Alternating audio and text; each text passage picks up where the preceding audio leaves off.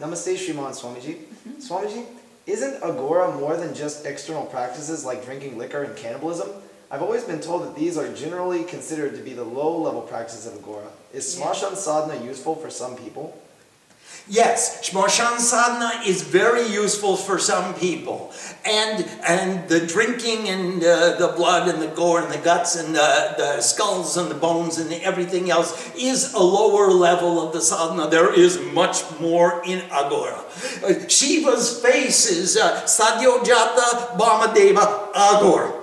It's one of the faces of Shiva. He is free from fear. He's free from prohibition. He accepts all. He doesn't have any bondage, no limitation. He is Aghor. And yes, Smasan Sadhana will be useful if you have the right intention.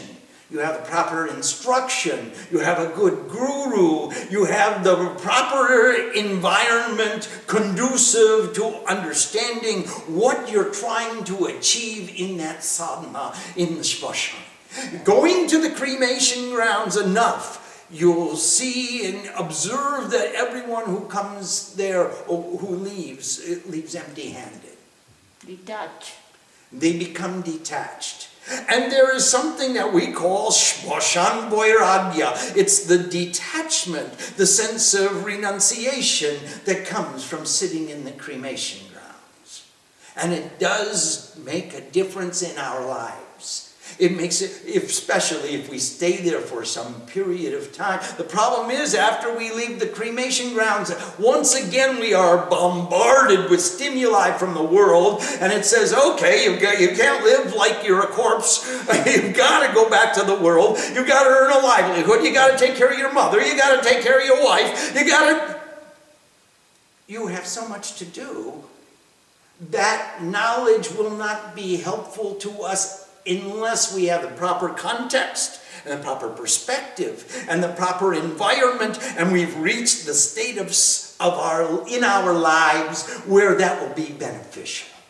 And then it could be very, very beneficial. Yes, please. We have another question from Ramya. Yes, Ramya. The Puranas sometimes contradict each other in their stories. What is the best way to approach them or understand them? Look for self-realization in every word.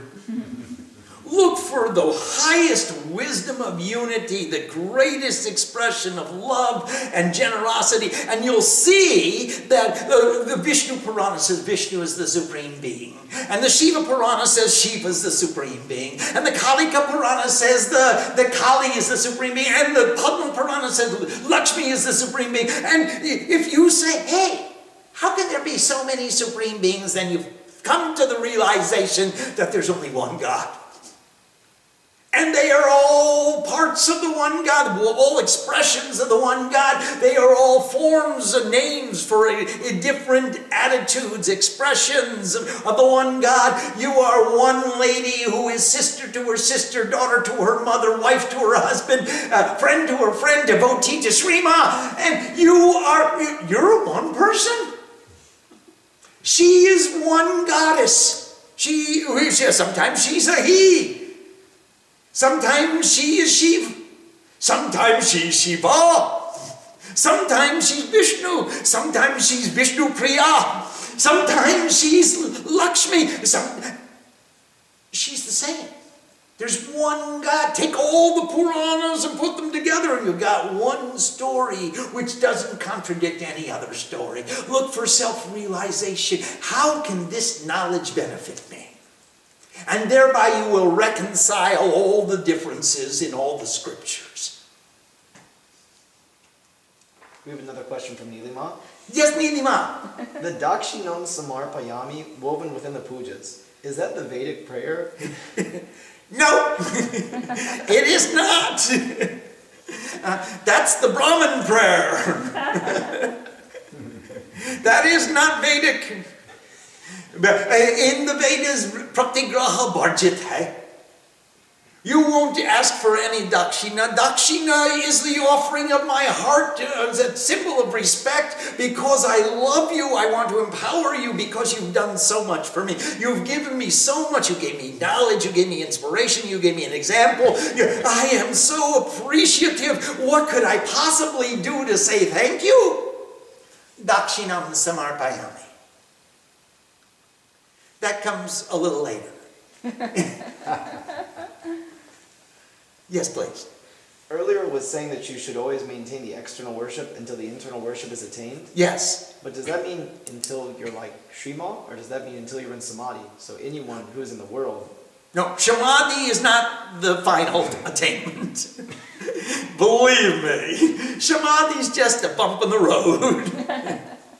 Until your swabhav, your prakriti, your intrinsic nature, your swarup, your inner form does not take on that divinity, keep practicing. Keep striving for that ideal of perfection. Don't give up the ideal. Don't give up the practice until you are made perfect.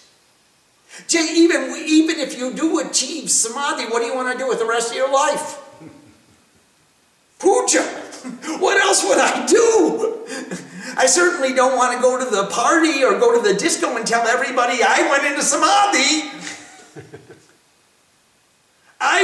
What else would I want to do? I want to spend my life in worship and service. Om Sam Saraswati Namaha. Thank you, thank you, thank you. Namaste.